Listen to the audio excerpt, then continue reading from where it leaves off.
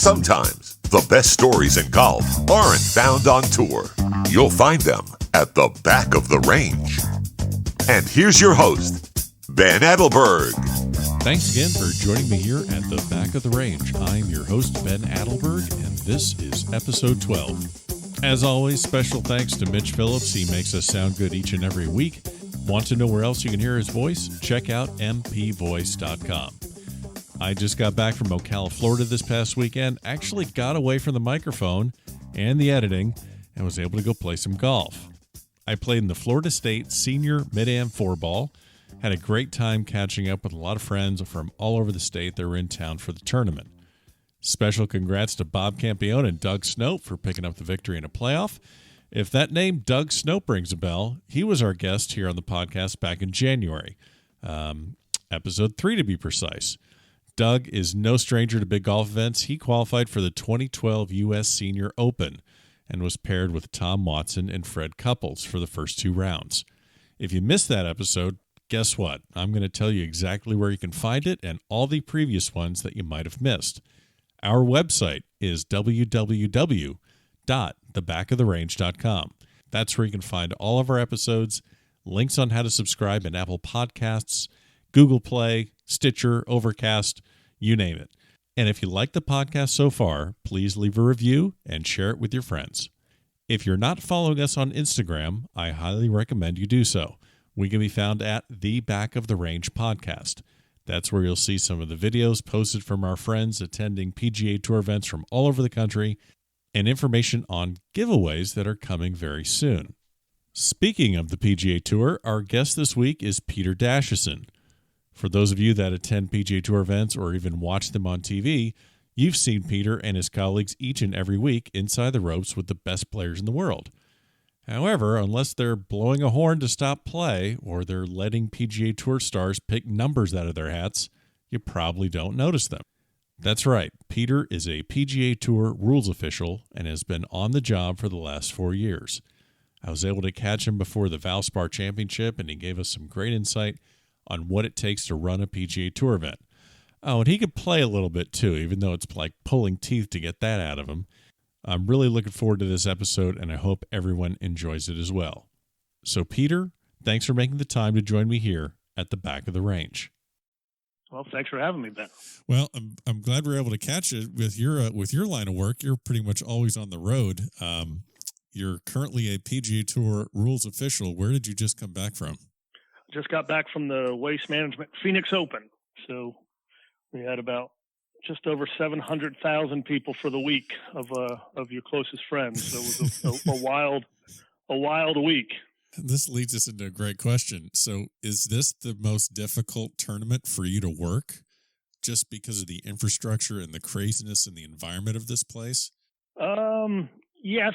One day it's probably the most difficult place to work. Saturday, when they had just over 210,000 people there, which makes it a little difficult to navigate the golf course. Obviously 16 with the stadium is kind of hard to get in too. But, it's the biggest golf tournament in the world. I mean, there's more people that go to this golf tournament than the U.S. Open. So it's a really unique week, and it's a fun week to work. The field is second to none, certainly this early in the season. So it was, we had the golf course was great shape. The weather was perfect, and we had another exciting finish. Gary Woodland he's a fantastic guy, and going to be a great champion for Phoenix. Yeah, I was really happy to see Gary Woodland win, being tied to the University of Kansas like he is. That was pretty nice to see. So, I can't imagine what just dealing with the being on tour each and every week, or when you're working events, and then just dealing with that. How did, just to kind of give listeners an idea of how you just got into the game of golf, we'll get to your amateur playing and then the steps it took for you to get up to the PGA Tour as a rules official. But how did you get into the game?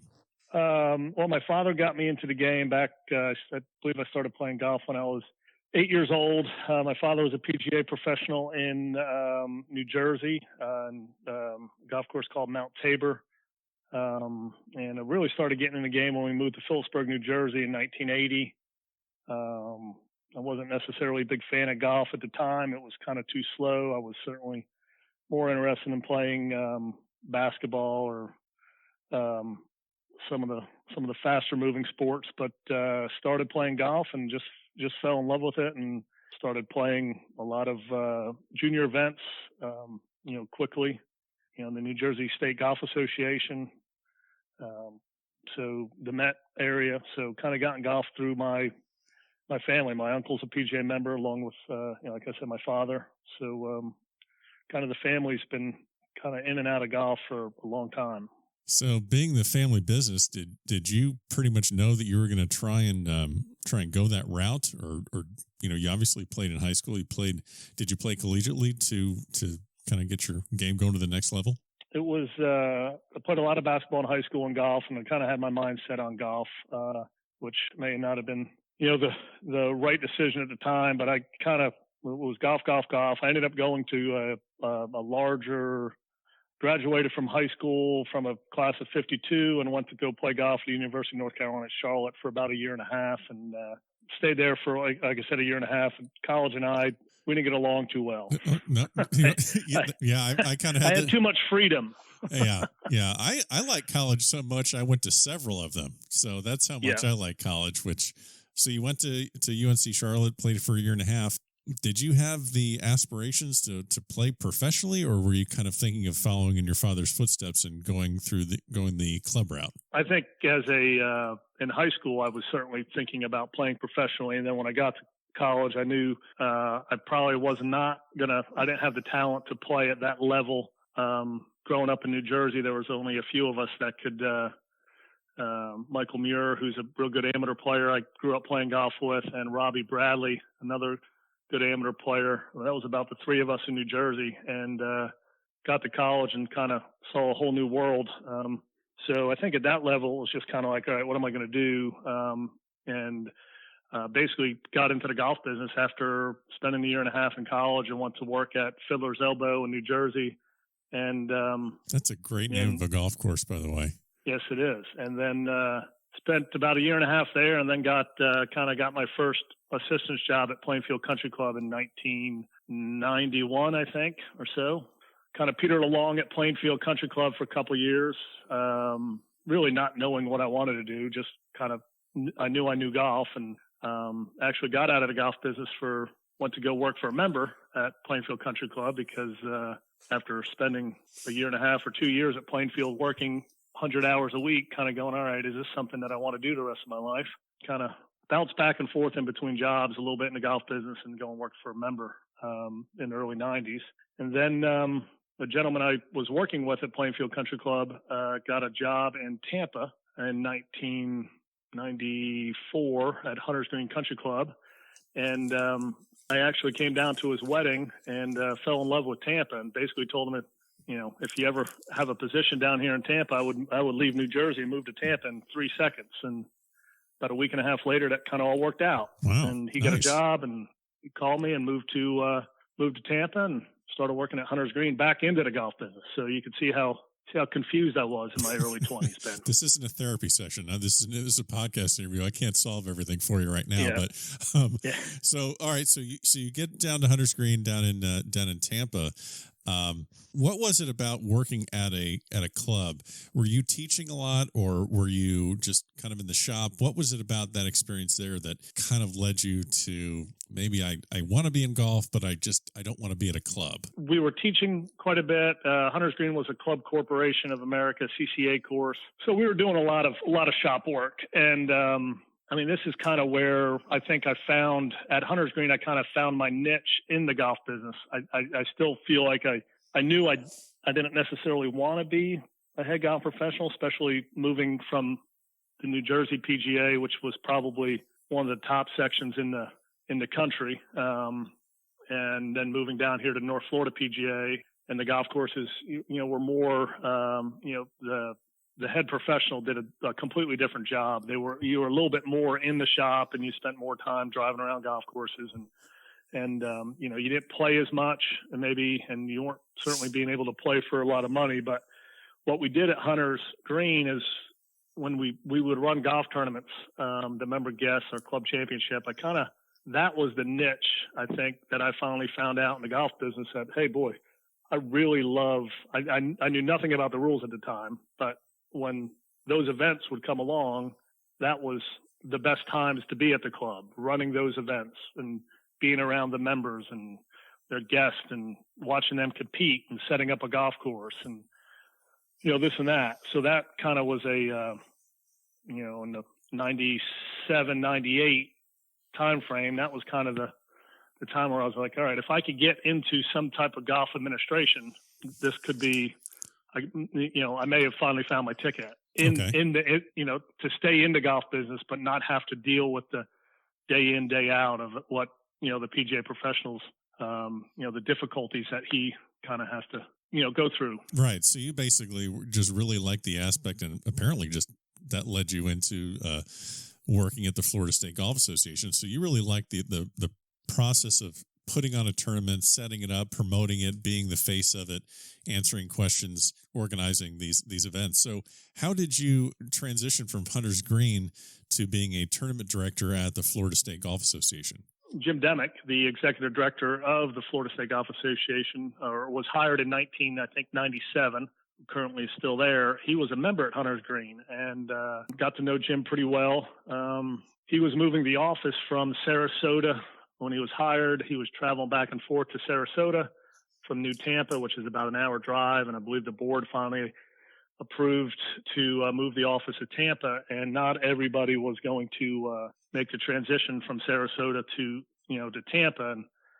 And I think he walked into, I was having one of those days in the golf business dealing with members, I guess. And I think he walked into the office and I basically jokingly said to him, listen, if you have a job available, I'll take it and just move on. And fortunately he called me a few days later and asked me if I was serious, because he always thought, knowing my history and, with my family being PGA members, he just always thought I would want to go down that route. Right. And I said, well, yeah, I would love to talk to you and try to figure out a position or just move on, because I'm ready to, what he had available to be able to run golf tournaments, and was very intriguing for me. So sure. Well, I mean, it's pretty common knowledge that the Florida State Golf Association is pretty much the largest state association in the country, with the amount of tournaments and qualifiers and different championships that they do. Can you speak to just the size of what that operation is on a year-to-year basis? I know you're not there anymore. You've moved on. You're with the PGA Tour as a rules official, but just the general scope of what you would do on a year-to-year basis. Well, it's certainly, I've been with the tour for 4.5 years, and it's amazing how much it's grown in 4.5 years compared to where it was. I mean, if you look back at 2000 and look at a schedule in 2000 when I started, but we got, obviously a large number of volunteers, largest, probably second to the USGA, that are able to run qualifiers. When I started, I think it was just Les Brown and I and Jack Poltoric and Jim Demick. And certainly some handicap staff. We spent all summer. I guess when I started, it was basically, we spent the summers running golf tournaments and the winters preparing for the next summer. Now, by 2004 or 5, or about 2004 or 5, it basically became a year-round association. You really didn't have any time to have any downtime, or running all kinds of golf tournaments year-round. Then the junior tour started, and I think they're up to over 600 some odd days of competition a year, if you could imagine that. So, we did scheduling, dealing with scheduling 600 days of competition a year takes a lot of coordination from a number of people. So it's an incredible 17 years or 20 years, I guess, Jim Demick, when he first started in 97, to where Jim has taken the association now is it's just incredible. Yeah. By far the best golf association in the country. I know I'm a little biased, but we get to see a lot of different associations in my travels now, and they are second to none. Yeah. Yeah. I've heard that sentiment quite a bit as well. So before we discuss a little bit about what you're doing now with the PGA Tour, you did get your amateur status back after being a professional at Plainfield and at Hunter's Green.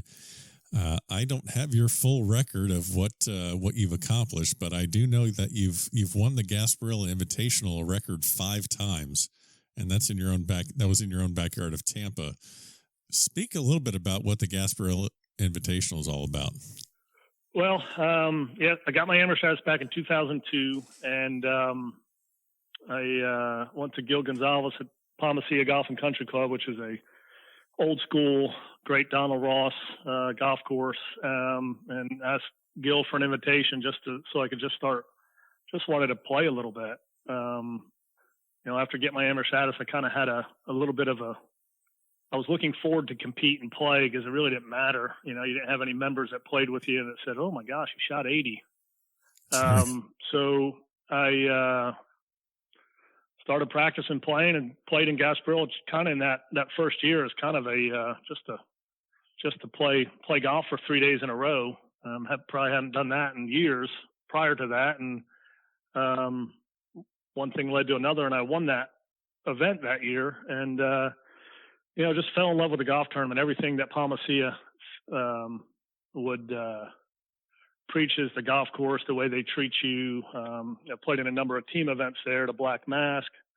So I love the golf course, and just kind of fell in love a little bit with the golf tournament, and started playing a little bit more on the amateur side. Actually played in a few of the Florida State Golf Associations, played in I think one state amateur and a few mid amateurs, and was fortunate enough, I guess competed in Gasparilla for about 12 years or so prior to getting the job out here on the PGA Tour. And, I was fortunate enough to win, a handful of times, just kind of got lucky a little bit, I guess. Sure. Got lucky 5 times. Okay. And let me guess, the course record, I believe you still hold that. Was that still 62? Still have that in place? Well, yeah, I'm not sure. I shot 62, so that's a tournament record in 62. And that's right. Tournament record may not be the course record. Well, I think it tied Doug Lacrosse's course record at the time, but I don't know what they do now. Bobby Weed has redesigned or restored the golf course a little bit or modernized the golf course. So I'm not sure how what they look at for their records, but right. I think 62 was I'm sure Doug Lacrosse, who's only probably played out at Palmacia a couple million times, has shot at least 62 out there one time. Hey, if you're in the same sentence as Doug Lacrosse, you're doing something right. Yeah.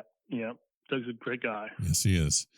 So you've moved on from FSGA. You move to the PGA Tour. How did that job come about? I'm guessing you weren't just expressing frustration at the FSGA and someone from the PGA Tour said, "Hey, if you really want to leave, we got a job for you next week." So I'm guessing it was a little bit tougher than that. So how did that position just kind of come about, and what led you to make the decision to go there?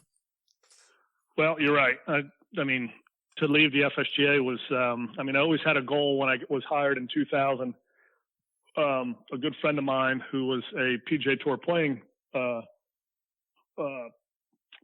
player or represented Hunter's Green, Steve Rentoul, who is also on our staff now, was hired. He stopped playing professionally on the tour and got into golf administration and went to work for Nike Tour at that time. And he had mentioned in 2000 when I got the job, he said, "Listen, this is, you need to kind of think about this going down the line." And so I always had in the back of my mind to try to take the opportunity that I had with the FSGA, knowing that I had a guy that could introduce me to I guess the people that would hire out on the tour, because it's certainly not an easy job to get. You kind of need to get to know someone inside to kind of get your foot in the door. Sure. So, in the back of my mind, I always wanted to work for the tour and try to do everything I did at the Florida State Golf Association to try to help me or whether it was running the state amateur or the Florida Open, or try to do whatever I could to try to turn those golf tournaments into a small, as good as they could be, small web.com event. If you'd per se look at it and look at some of the, the places that we were playing in the state amateur, and try to go out and set up golf courses that have hosted major championships. So, in the back of my mind, I always wanted to work out there, but it certainly took a lot longer. I first interviewed for a Nike Tour job in 2004, and then interviewed in 2008 for another job, and then interviewed in 2013, and finally was hired in 2014. So, Steve got my foot in the door back in 2004.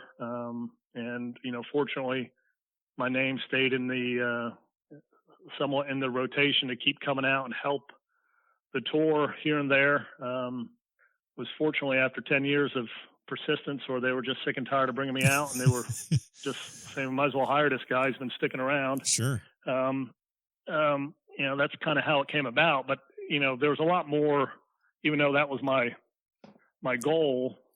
I mean, certainly, the people that I had a chance to meet and work with, starting with Jim Demick, certainly his leadership at the FSGA taught me a lot, and spending a lot of time with Jack Poltorek, who's retiring from the FSGA this year, spending hours with him talking about rules and certain situations with Jack, and then, working with, our volunteer group, who was, like I said, second to none. Guys like, Charlie Bedford, who's worked, 20, 25 U.S. Opens and learned how to officiate, and Mallory Privet, the list goes on and on. Sure. Spending time with these guys that were able to, because when I started with the FSGA, I had one of the downsides that Jim was looking at is I had no rules experience and I couldn't open a computer. So it was taking a little bit of a gamble. So, I have noticed that a lot of the FSGA, the newer employees, are a lot younger, and I'm thinking to myself, okay, they're hiring people that know computers now. That's good. That's a good sign. Yeah. So it's really good to see that. Yeah, I don't know if I knew how to open it or probably could open it but not turn it on. It's kind of, funny story. Jack Poltorek and I were hired together, and Jack was very proficient on the rules of golf as a volunteer at the FSGA, and I believe Jim always tells a story that Jack and I were kind of a package deal. He was kind of holding off until Jack said yes, because he knew he might be able to help me open up a computer and then obviously teach me the rules a little bit. Nice. So, but Jack had no knowledge of the golf business, which I had obviously growing up in the golf business. I could kind of fake myself around a golf tournament if I had to.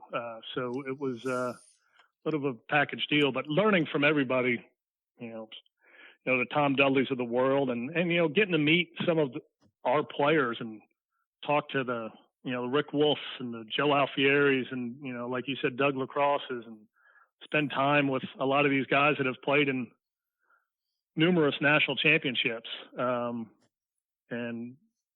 for us to go prepare a golf course for guys that have played in all these major championships. It was fun to challenge and try to turn the FSGA, be a small part of trying to transform the FSGA into what it was over those years. So, sure. Like I said, there was a goal there, but it was something that I wanted to do, to move on. But it was certainly a hard decision. It right. wasn't, when I didn't get all those jobs, it was like, oh, well, now I got to go back to the FSGA. Well, shoot, the FSGA was a blast, not only to work at, but just to be around all the guys and travel and be at the golf tournament. So it was it wasn't that big of a deal. So being on the PGA Tour week in and week out, and we've spoken about this previously, for the average golf fan that's either at a tournament or watching on TV, there's pretty much 3 times that they're going to see a rules official on TV or in person for that matter. They're going to see him give a ruling. they're going to see them blow a horn, or they're going to see them with, little strips of paper in their hat where the players draw a number for the playoff. And pretty much that's about it. Can you just speak to what your day-to-day, from when you get to the golf course and just all the things that you're responsible to do that make a PGA Tour event just look like it's just running seamlessly without any sort of, interruption? What are the things that you're responsible for when you get on site? Well, first of all, when you mentioned those 3 times we're on TV, those are all the 3 of the worst times we could be on TV, right? We don't, you don't want to be seen on TV giving a ruling, because obviously there's probably a bad situation. If we're blowing a horn, there's bad weather, so that kind of right. Well, the weather's out of your control, yeah, and then of course a playoff. I guess the networks don't like that too much, but that's not or really, yeah. We're trying to it's cutting into our might be cutting into a couple cold ones in the rules office at those extra 5-6 holes, and considering we've had a playoff every week this year, it's been kind of interesting. But what we do day in and day out, there's a lot to our job that I think people wouldn't really know. I'll just kind of reference the Valspar Championship, which I'm heavily involved in. I'm the advanced rules official there, which the advanced rules official is it's kind of his event. Mark Russell's the tournament director, but I work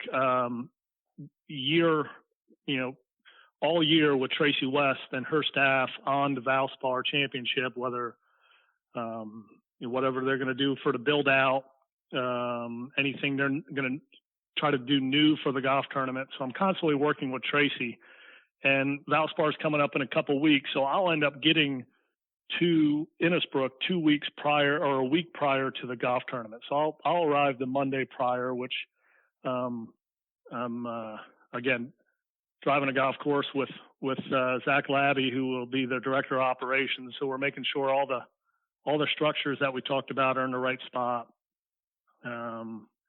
Anything operationally we need to make sure is correct. And as the week goes on, we're just kind of dealing with headquarters, with field commitments. We don't do the pairings, but we're dealing with the tournament director with their sponsor exemptions and their in their field. And then later in the week, I'll end up marking the golf course for the tournament. Anything that needs to come up that, if I have any questions or this or that, generally call Mark Russell, who will be the final decision maker. But I'm responsible marking the golf course. Sure. We got to make sure the roping and staking is correct. So a lot of the stuff that, the average person that shows up on, that Wednesday or Thursday of tournament week, that's all done. Everything that's up on the golf course, the advance official is generally responsible for. ShotLink comes in on Wednesday, and you're reviewing with ShotLink where all the ShotLink towers or cameras are going to go. All the stuff you see at PGATour.com that ShotLink provides. The advance rules official is dealing with all those logistics as well to make sure all those structures are placed in the right spot. So advance week is a lot of paperwork, a lot of marking, and like I said, you're dealing or you're working with that golf tournament, the superintendent, the tournament director, the general manager at the club, year in and year out on changes to the golf course, and whatnot. So then the next week, let's just say, on Tuesday, so you have an advance official and tournament director, like I said, Mark Russell and I. So that's two of the 8 people that will work in Tampa. The rest of the staff, the rest of the 6 staff members arrive Tuesday morning. And what I'll do is assign Tuesday. That's Tuesday of tournament week, right? Yeah. Okay. Tuesday of tournament week. You'll have the 6 other referees that are working Valspar will show up, and basically what I'll assign 2 of those people to course setup. So Brad Fable on our staff has set up the back 9 at Innisbrook the last couple of years, which he'll probably do again this year, and we'll assign one other person to set up the front. So I've been there for a week, but for course setup wise, all I've really done is mark the golf course. And I guess maybe I'll take a step back also. Advance week, we also have an advanced agronomist. So Chuck Green is our agronomist for Valspar, which again, he's working with the golf course superintendent year in and year out to, his program and whatnot. So Chuck and I work closely advance week about green speeds. What's our optimal green speed when the course setup guys go out? For instance, at Innisbrook, our optimal speed is about 12. And then rough heights, rough height is 3 inches, up to 2 3/4 or 3 inches. So we're working on all that advance week, Chuck and I, and then so to jump back to tournament week, we'll sign 2 guys to go set up the golf course, and Brad Fable and the referee A will be responsible for the 4 hole locations that we play during the tournament and tee locations. Sure. So it's not necessarily me; it's those 2 guys. They're working closely with Mark or myself if they have any questions, or they'll work with Chuck Green if hey, could we could certainly take some more speed on the greens, or what, we're going to have a lot of wind. Let's push these greens back. And then the rest of the staff is, then you got we've got 4 of the guys, and they're going to we'll sign 2 guys to checking setup, and 2 guys to lead groups, monitor pace of play. So, the checkers will, the guys that are setting up are actually, they set up for the next day each day. So the guys that are checking will go check out the setup for that current day. They're out checking bunkers, checking for any damage in the fairways that might have happened overnight, and also making sure the whole location that the course setup officials have selected is correct, sure, pacing wise and whatnot. Because those setup guys, when you're out on Thursday morning getting your Thursday hole location, they're spending more time thinking about Friday, right, and Friday they're thinking about Saturday. So that's the checker's job is actually kind of important to make sure we haven't missed a step here or there, or some bunkers that get a little bit out of whack from some maybe animal damage. And then basically when the setup officials are done and the checking officials are done, we spread out amongst our, the golf course. Innisbrook is a relatively easy golf course to officiate, but, we kind of stay, like you said, if we're not called in for a ruling or we have bad weather, we're generally never seen because we're sitting outside the ropes. We're not part of the competition. We don't have walking rules officials. Sure. So we probably spend more time talking to spectators on quiet days than we do, dealing with players. So the bulk of your job is basically before everything gets going, and then once the tournament starts, you just try and stay out of sight, out of mind, and just observe and let the tournament flow naturally. Yes. Contrary to the general public, we spend probably 85% of our time when you're dealing with, say if we don't have any bad weather that we have to deal with, 85% of the time, all we're doing is talking about pace of play. Yeah, well, I'm glad you came to. Yeah, that's something I was going to bring up. Before I bring up that, though, I want to ask you about pin positions.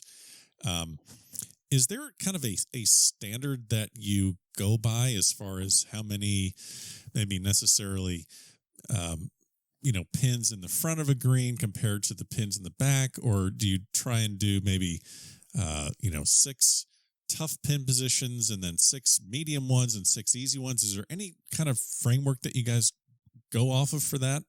Well, the 666 is not necessarily that really doesn't work because, if I pick 6 hard hole locations, Ben, as good as you are, you might think they weren't that hard. They were easy hole locations. So everybody has a little bit of different opinion on hole locations. So,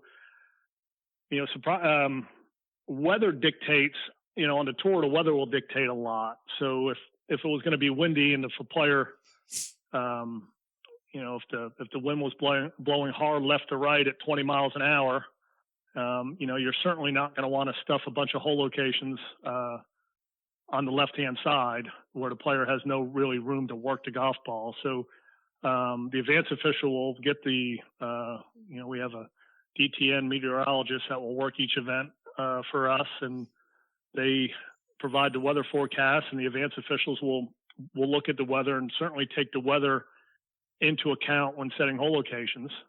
Certainly windier days, you might want to be a little bit softer. Sure. But you want a good balance of lefts and rights. One of our longtime tournament directors always likes to see, if it works out, he would like to see each day on 18 or 9 finish left, right, left, because that doesn't give a hooker or fader an advantage if it was a left, left, right, or a right, right, left. He kind of likes it to go back and forth. Something to think about when you're setting up a golf course. But you want good balance on your lefts and rights, and obviously balance on front, middles, and backs. But if you're playing a golf course that the greens are concrete, you certainly might favor some more back hole locations. Right. So I think course conditions and weather conditions will kind of dictate your balance a little bit. But you certainly just want to be thinking about, you want to take all that into account: weather, course conditions, green speeds. Certainly, if you got some slower greens at 10 or 11, you might be a little bit more aggressive on a slope. You certainly don't want, I kind of look at a hole location, if you hit a putt from 3 feet, you don't want that putt breaking 4 inches. Right. Maybe right. outside right edge or outside left edge is probably a good start. You don't want that big duck hook from 3 feet. That will tend to get you in a little bit of a quandary out on the tour. You might hear some stuff at scoring. Well, so you mentioned that. So obviously in the heat of the moment, when when a professional walks off the course and they had a bad day, you may hear something in scoring, and that's a very emotional response, obviously, because it's their profession. They're trying to make a cut or trying to get into the top 10. But is there any sort of a official process where you hear constructive feedback from the PGA Tour pros about, I guess, just as to lack of a better term, just like a customer survey, so to speak, where they come in and at the end of the term they say, well, we liked the tees setup, we didn't like the green setup, we thought this could be better. Do you get any sort of official feedback from the players and take that information and have that transition into future events? Yeah, you always welcome feedback. These are the best players in the world, and they could certainly, if you have, we do have a number of players that will, seek you out, maybe the next week and say, I know you set up last week. I'd like to, can you tell me what you were thinking, how you were setting up hole 12? And you kind of give them your scenario, and depending on who the player is, if he's one of the guys that, just like any other sport or any club business, there's a number of guys out there that you could listen to that are constructive. Some of the guys are just like any other thing. They're just kind of complaining, just want to get something off their chest. Yeah. So it's no different than any other business, but you're always seeking out information from the best players in the world. We probably hear the most. We actually have we have 2 scoring officials each week, and the scoring officials are basically the buffer between the players and the rules officials. You can imagine we're generally the guys we're the group of guys that are generally telling the player no a lot. Sure. No, you can't get relief, get off the range now because the Pro-Am's going to start, or this or that. So the scoring officials are, obviously they start each wave, and then, they're scoring it. So when we get in, if we're going to hear any constructive criticism, usually it's the player talking to, a Montana Thompson or Johnny Williams or a Colin Murray in the scoring area that says, man, whoever set up the back 9, the whole location on 12 what was he thinking? Sure. It was, I can't believe it. And then when the day's over, we generally ask the scoring officials any chirping in the scoring area, and they will say, well, yeah, Pete, that heard a lot of guys talking about the whole location on 12. So you might hear something next week or this or that. So they're kind of our buffer in between the players, but there are a number of players that will, I'm going on my I've been out there 4.5 years, so I'm still generally I'm the guy with red hair, new guy. So, still the new guy. Usually it takes about 5 or 6 years to a lot of these guys get to know your name, week in and week out. So, if you do hear a little bit. Sure. If you can, who in your 4 or 5 years that you've been out there, who on the tour, when you hear their comments, you really kind of take them to heart, and it's a little bit more than just maybe chirping. It's more of like, well, okay, I value this player's input maybe a little bit more than others. Is there some players that you see that, okay, I really value their input on this, I want to look at this? I guess I could tell you, last week I set up the back nine at Phoenix, and Aaron Baddeley, who's probably one of the nicest guys out there, just like a Gary Woodland. He's a member at TPC Scottsdale, and I was setting up the back nine for the first time. And on Wednesday, he was out playing his back nine practice round, and I was going to try to use a couple new hole locations on the 13th hole, just to, because the worst thing you could do is, the caddies or the players, when you're going out setting up, they're going to go, "Hey, you guys using the same pins as last year?" Right. And it's like, oh gosh, what are our guys just using the same sheet? And, this and that. So I was trying to find a couple different hole locations, and he was going down the 13th hole. And, I just actively went over to Aaron and said, "Hey, listen, I'm thinking about going here and here. What do you think?" The hole location's never been here before. And we kind of looked at it and chatted about it, and he gave some feedback. Fortunately, it was positive. And kind of went with it. A guy like Charlie Hoffman, who's critical, but he's also, when we do some really good things with course setup and really bad conditions, he'll be one of the first people, if he's interviewed, say, "Hey, PGA Tour staff did a nice job this week." Those are probably two of the stories that I can think of. Sure. Which player you think would possibly be a good rules official someday? If for some reason they just didn't want to play, and they just were like, or God forbid there was an injury, and they just, something that they would find interesting, or they'd like to do something similar to what, like Brad Fable did, and a player on the tour that ends up being a rules official. Is there anyone that immediately jumps out you can just point at and say, "Man, that guy'd be a pretty good official"? They're all making so much money now. I don't think they'll need another job, even if they start playing. Well, times get tough. It's always good to save for the future, or maybe just, there's nothing. You got to stay active. You got to keep the mind sharp. Part-time work, volunteering. I don't know. Just who has the personality to possibly do that? Oh gosh, that's a great question. I don't know, Ben. I'd have to think about it. Okay. We can caught me off guard. We'll come back to that one later. I'll tag that on at the end. Yeah. So, yeah. But I'm trying to think about who. I'm just trying to think about who knows the rules pretty well out there. You mentioned knowing the rules. Most professions, whether you're in the business world or you're a physician or you're an attorney, there's always continuing education. There's always new laws or new rules or new procedures that you have to keep up to date on. Obviously, we're going to have some new PGA or some new rules of golf in 2019, so there's going to be new things to take a look at. But what kind of continuing education does a PGA Tour rules official have to endure and work on throughout the year? Well, fortunately, when we're working, we spend quite a bit of time in a rules trailer discussing certain situations that have happened week in and week out. You're constantly reading and updating yourself on the book. So we spend so much time on planes. It's just, if you need, maybe a little incentive to go to sleep, just get the decision book out and try to you're really read a little bit and just keep that going. And a number of us will go to the USGA PGA Rules Workshop each year in January or March, depending on travel schedule.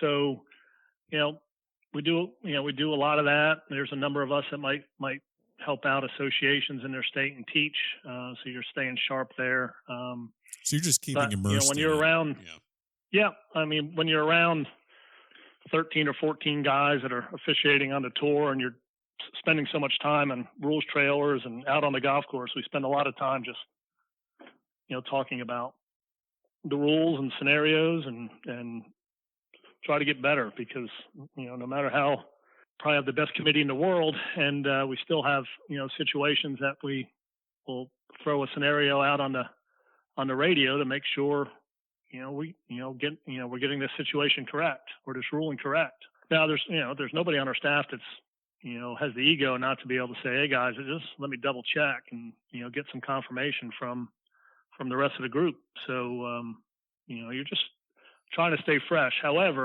like you said, next year is going to be a pretty big change in the rules of golf with the 2019 standardization, modernization, whatever the USGA is calling it right now. Sure.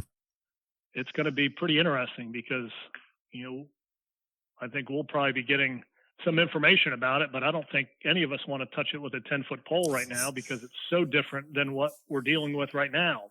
Kind of like, let's get to December and then we can start reading. Sure. Yeah. I'm looking at some of these rules that are coming out, and I'm just a quick summary with what is proposed and different things where, first of all, you're changing the search time from 5 minutes to 3 minutes.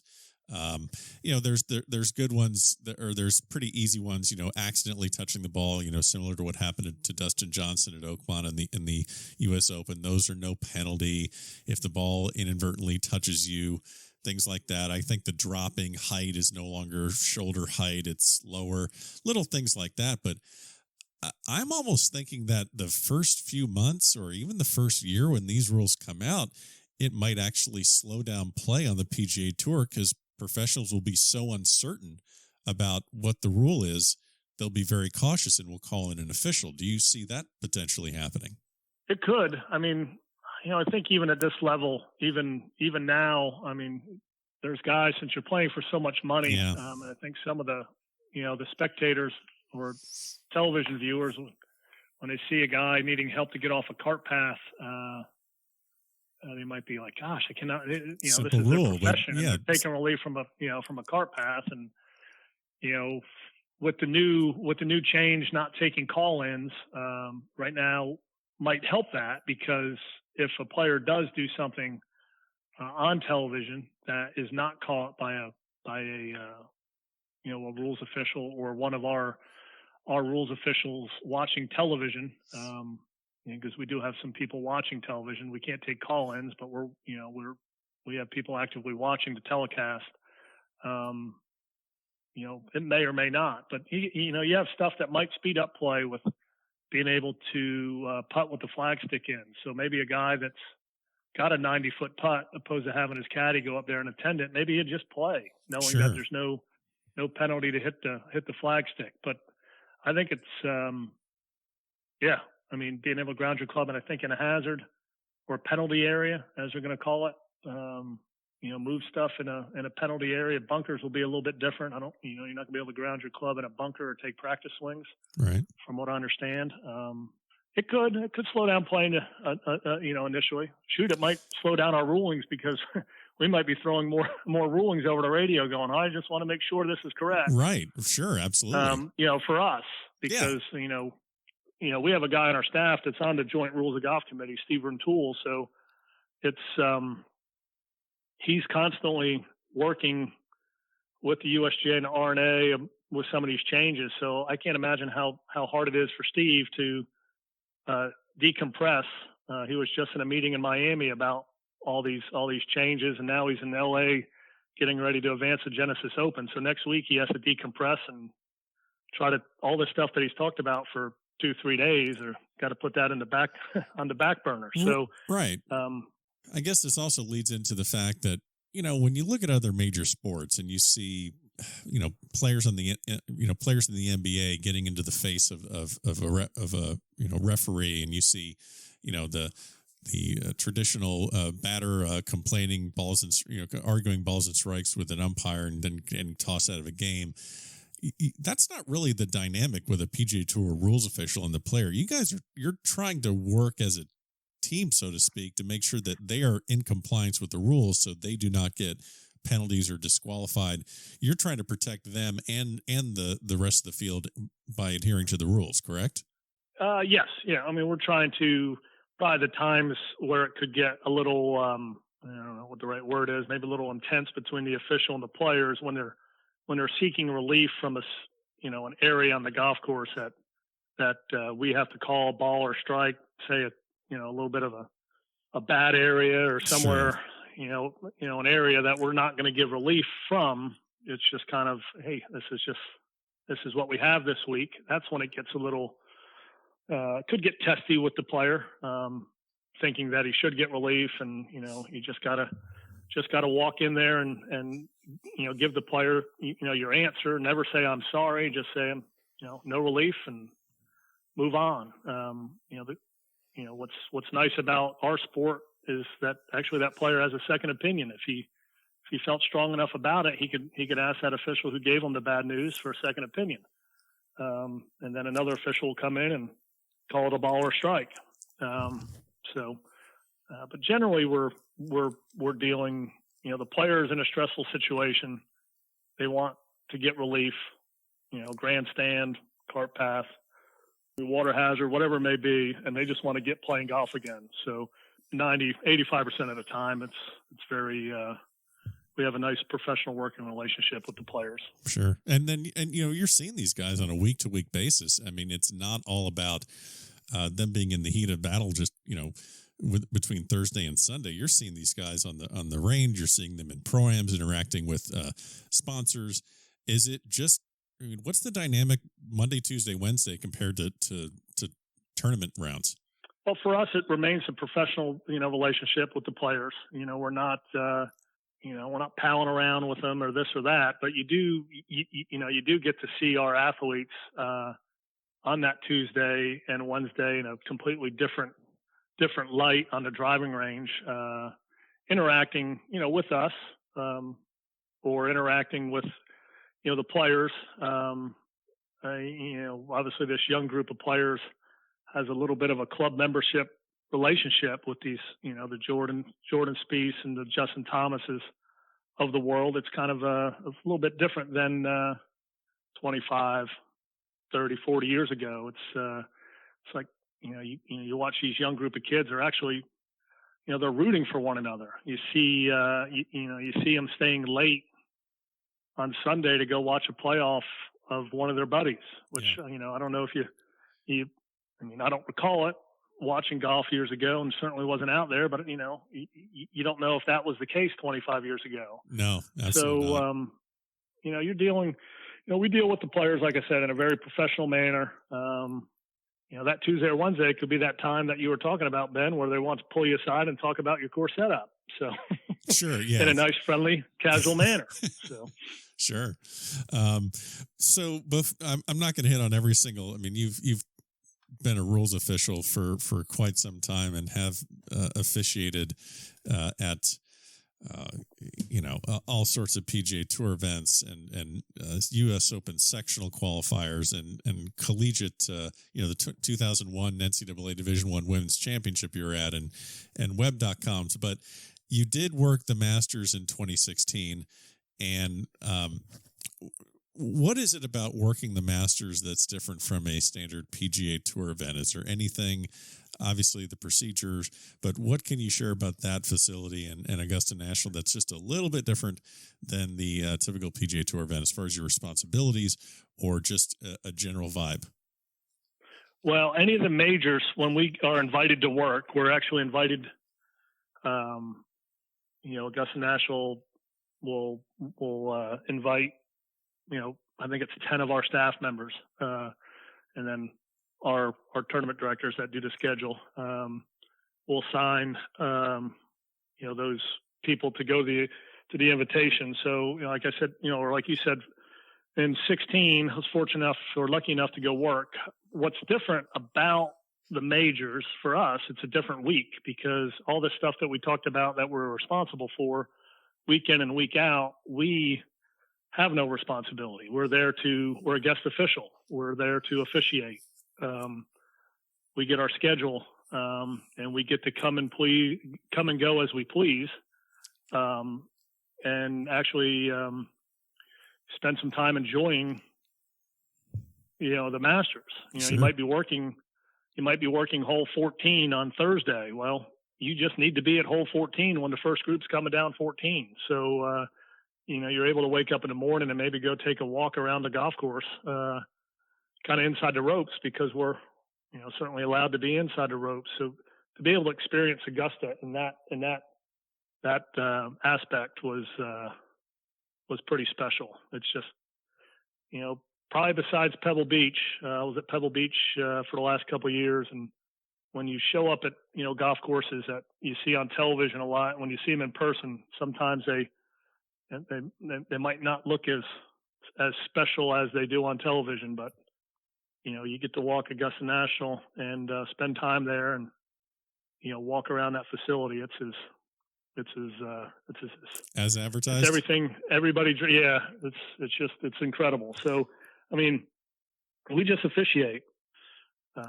Fortunately, they let us, the tour officials, be part of that golf tournament each year, and can't wait to go back. What was your assignment in 2016? I worked the 14th hole twice, the second hole, and the fifth hole. So I got to watch a lot of golf. I think I gave one or two rulings that week. So I was in some situations where it was pretty low key. So it was nice. So you kind of almost had a working vacation at Augusta National. That'd be safe to say. Well, yeah, you could say that. I mean, of course, I was there working. Right. No, I know you're working, but not the stress and the full scope of what your typical week at a tour event is what I was kind of getting at. Yeah, I know. I'm kidding. My wife thinks I'm on vacation every week. I'm at work. Really? Well, okay. I might need to change the scope. You got to come back. Can't come back home with such a smile on your face, after a week. Boy, these tour guys, man, they just chewing me out. And now, time for a quick bucket. Well, let's kind of get you out of here with just a couple short questions here. We have a segment called the quick bucket here at the back of the range. These are just a couple of short random questions. And since you are a tour official, we have a couple special ones since you are qualified to do so. But let's set you up with a couple easy ones. First one is if you're able to give a major championship to anyone in history, whether it's male or female, alive or dead, or 0 majors, 18 majors, anyone you want to give a major to, who would that be? Tough one. Maybe I'd give it to my wife. She could win the. Oh my gosh! All right, I won't edit that out because clearly you need to get some points at home. So I'll leave that one in. So my wife's, she had aspirations of playing the LPGA Tour one time. So we'll just let her have that glory. Brilliant husband, brilliant. Yeah. Okay, so let's go with this one. Tiger Woods is going to try and win his 5th green jacket this year at the Masters. So Tiger's 5th green jacket versus Jack's 86th victory at the Masters, which would be the more substantial victory? I would say the 86. Would you how do you feel about the Roberto DiVincenzo situation where he signed the incorrect scorecard and did not win the Masters? Would you like to see that changed, or is that just pretty much the letter of the law? How do you feel about that particular ruling? It was unfortunate, and I think with the you look at pictures back then. I think the scoring area was a picnic table. Yeah. So I think I just kind of you need to the scorecard. The rules of golf have gotten away from the scorecard being Bible, but you still have to sign. You got to get your hole by hole right. There's not much. You don't have to get the addition right, but you have to make sure you get the hole by hole right. But certainly, they've changed the scorecard ruling now that will just add on to penalties than just to disqualify someone. So, if you can't get the hole by hole right, unfortunately, it's a pretty steep penalty. But fortunately, I think with scoring areas now and computer systems, it's just never going to happen again. So, pace of play, the elephant in the room of professional tours. What can you say about how that is policed? What are your thoughts on getting these professionals around the golf course quicker? If you want to just hit on pace of play a little bit, I mean, like I said, that's part of, 80%, 85% of the time we're on the golf course, all we're doing is talking about groups being in position. The media thinks we do nothing about pace of play. And just because we're not giving penalties out doesn't mean we're doing nothing. I think the media I think the general public, because they just see it being slow, they just assume that you're not doing anything. Is there something that can be done, though, to give the optics that things are moving along? Like maybe not a stroke penalty, or maybe not, maybe instead of, docking them a stroke or a fine, or maybe they get something taken off their FedEx Cup points. But do you think that can there be something that is changed in the optics of slow play where it's visible that the PGA Tour Rules officials are doing something?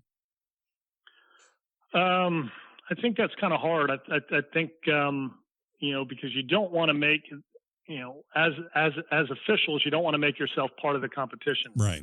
So, like I said before, we spend about 85% of our times making sure groups are playing, in position. I mean, let's face it, it's a hard game. We're playing with green speeds at 12.5 and rough at 3 or 4 inches. And they're playing for $8 million. And, you basically have all the factors of the guy's going to take their time and play at a pace, which is going to generally be, just under 5 hours, sometimes depending on field size. But I think what the general public may not see a lot is, field size in our game is contributes to slow play. You look at Phoenix, we had 132 players in Phoenix, which is probably 12 players too many, because it is a stop and go golf course, where, you play 2 or 3 holes and then you come up to a reachable par 5. And since you have too many people on the golf course, just like anywhere, you drive on I-4 at 7:30 in the morning, you have too many cars on I-4, traffic's going to be slow. So, we're trying to make sure each group plays or stays in position with the group ahead of them and plays, the lead group. We set a time par for them, which, sometimes is realistic. Sometimes it's not, but, we end up, our pace of play policy, we warn every group before we're going to time them. And, if Joe Golfer could sit in one of our golf carts for 12.5 hours or 14 hours on a day, that's all you hear on the radio. Where's this group? Where's that group? This group, I'm going to warn this group. Right. This group is this group is that. So, since we're not given penalties, if we penalize somebody a stroke on the, this week at AT&T, that's not going to make the rounds at Genesis play 10 minutes faster because we gave a penalty the week prior. That's just not going to happen. And when you're in timing situations with these players, if a player has a bad time, just like if I was speeding, if I got caught speeding and I was guaranteed to get a warning every time, I'm not going to get caught speeding twice. At least I hope I wouldn't. And so these guys when they're timed, if they have a hard shot, you certainly, you're timing some guys on some really hard golf courses, and they might hit a shot in the woods. And, if they feel like they have to take a minute and a half to play that shot, then they get a bad time. And we haven't gotten to a penalty situation. In an individual event, we did give a penalty last year. And ironically, the media kind of couldn't believe we did it. So we gave a penalty in the foursome situation at Zurich. So, the media kind of looked at it. I can't believe the tour finally figured out to give a penalty to some player in a unique format that we haven't played in stroke play in years. And I guess I could kind of see that, but we were applying the policy. Sure. So, but I think it's. I think the new rules will help a little bit with pace of play. Certainly at the general level, being able to putt with the flagstick in. There's going to be a local rule at the club level where a player can. Well, they're probably doing this right now, but stroke and distance, you could just kind of drop it in the area where you think you lost your ball and just move on and be able to post the score with. So I think stuff like that, which maybe the average golfer's been doing anyway, at least the rules will kind of cover that now. And I think that will help speed up the game. But, I mean, it's a hard, as you know, it's a hard game. Well, yeah, it's a tremendously difficult game, and hopefully we can kind of revisit for another session, another episode session after the new rules are implemented in 2019, because I think our listeners and myself included would be very fascinated to get your take on how things have gone with the new rules. So, Peter, I appreciate it, man. Really appreciate you taking the time to talk with me, and you know, I think our listeners are going to find this very fascinating. What's your next tournament that you're heading to? I leave Saturday to go do the Monday qualifier for the Genesis Open, and then I'll work the Genesis Open at Riviera Country Club, and Tiger's back again, so should be some good television. Hope everything goes well. Give Tiger my best. He keeps calling me, but I'm kind of tied up doing all these interviews here. But best of luck to you throughout the year, and we'll definitely keep in touch. All right, Ben. Thank you for having me. And there you have it, another great episode here at the Back of the Range Golf Podcast. Special thanks to Peter Dachisen for taking some time to speak with us. Don't forget, follow us on Instagram, subscribe in Apple Podcasts, leave a review. Please share this with your friends. And we will see you next week here at the Back of the Range.